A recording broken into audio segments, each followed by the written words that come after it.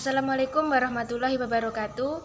Kami dari kelas penyuluhan pertanian berkelanjutan 2C Politeknik Pembangunan Pertanian Malang yang beranggotakan perkenalkan, nama saya Apriliani Putri Rahayu, NIM 0401193227. Perkenalkan, nama saya Bima Agung Gumelar, NIM 0401193328. Perkenalkan, nama saya Wahyuning Tias, NIRM 0401193353. Perkenalkan, nama saya Widya Agustina Setio Pratiwi, NIM 0401191354. Perkenalkan, nama saya Yogadin Fahmi, NIM 0401191355. Di sini kami akan mempresentasikan tentang endogenous change, time, act, and the self undermining of institution, positive externalities turning negative, perubahan waktu, usia, dan pelemahan diri dalam institusi, eksternalitas positif berubah negatif. Baik, di pertemuan kali ini kita akan membahas 5 subbab. 3 subbab dari 2 bab 9, dan 2 subbab dari bab 10, yang meliputi 1. Perubahan dialektis, kemudian 2. Institusi yang merusak diri sendiri, subbab yang ketiga, waktu, usia, dan perubahan dalam institusi, yang keempat, peluruhan sistemik, yang kelima, kekuatan penggilingan perlahan. Kemudian akan dijelaskan oleh rekan saya, April. Silahkan. Selanjutnya adalah perubahan dialektis.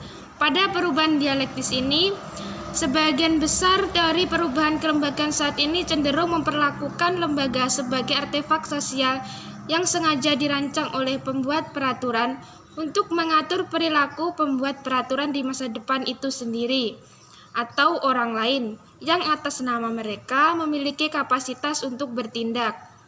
Ini khususnya kasus untuk diskusi-diskusi tentang perubahan institusional yang berasal dari ilmu politik, di mana subjek utamanya tentu dari pemerintahan.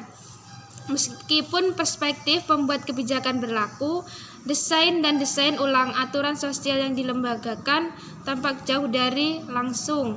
Bahkan sebagian besar literatur tentang subjek lepas landas dan satu atau lain cara dari gagasan ketergantungan jalan menekankan dampak pada bentuk lembaga dan arah perubahan kelembagaan lembaga yang sudah ada, yang membatasi apa yang bisa dilakukan oleh perancang lembaga. Dalam perspektif ini, keputusan atau dalam hal ini ketidakpatuhan terhadap aturan sosial alih-alih diterima begitu saja, muncul sebagai partisipasi aktif dalam penciptaan, pemeliharaan, dan transformasi mereka, dan karenanya harus dimasukkan dalam teori-teori perubahan kelembagaan. Perubahan semacam ini tampaknya benar-benar dialektis sejauh didorong oleh kinerja reguler fungsi yang dimaksudkan lembaga, atau oleh perilaku yang sejalan dengan aturan yang dilembagakan. Ini juga benar-benar endogen, dengan mengikuti aturan atau menggunakan aturan di dalam suatu institusi menjadi sumber ketegangan dan kontradiksi yang semakin destruktif. Nah, di sini saya akan menjelaskan perubahan yang merusak diri sendiri. Itu yang pertama, perundingan bersama yang terkoordinasi secara nasional. Yang kedua, pengaturan upah di tingkat industri secara terus-menerus. Nah, itu bisa meningkatkan tekanan pada perusahaan-perusahaan kecil. Yang ketiga, serikat buruh industri yang harus melayani keanggotaan yang sangat heterogen. Yang keempat, menggunakan sistem jaminan sosial untuk mengurangi pasokan tenaga kerja. Itu menyebabkan peningkatan biaya tenaga kerja. Terus yang terakhir, untuk mempromosikan perdamaian sosial, negara Jerman sejak lama membagi-bagikan kebijakan sosial untuk bisnis dan tenaga kerja yang terorganisir. Itulah yang dapat saya jelaskan, yaitu perubahan institusi yang merusak diri sendiri. Selanjutnya, perubahan waktu dan usia. Seperti yang ditunjukkan, salah satu implikasi dari konsep perubahan dialektik adalah bahwa ia secara langsung menghubungkan stabilitas dan perubahan dalam institusi dengan waktu. Berlalunya angka waktu sebagai faktor penyebab penting dalam penafsiran sendiri, lembaga seperti yang menunjukkan bagaimana institusi dapat distabilkan oleh efek akumulasi secara bertahap.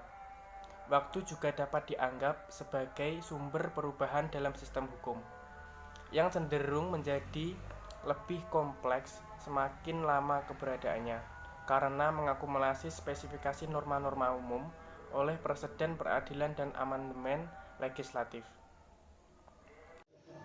Kekuatan penggilingan berlahan. Melihatnya sebagai tren historis, orang bertanya-tanya apa kekuatan penggilingan lambat yang dibuat untuk keseragaman perubahan lintas sektor dengan menyerahkan berbagai penyebab perubahan yang tampaknya berlebihan, berevolusi secara terpisah dan mandiri, ke titik di mana mereka mulai untuk saling memperkuat setelah cukup waktu berlalu bagi mereka untuk menjadi dewasa. Dan dalam pencarian kekuatan akan kembali di konsep disorganisasi, di dalam upaya untuk mengisi definisi formalnya dengan makna material-material yang menempatkannya dalam konstruk historis evolusi ekonomi politik kapitalisme pasca perang. Oke, sekian presentasi dari kelompok kami. Jika ada kurang lebihnya kami mohon maaf. Akhir kata, wassalamualaikum warahmatullahi wabarakatuh.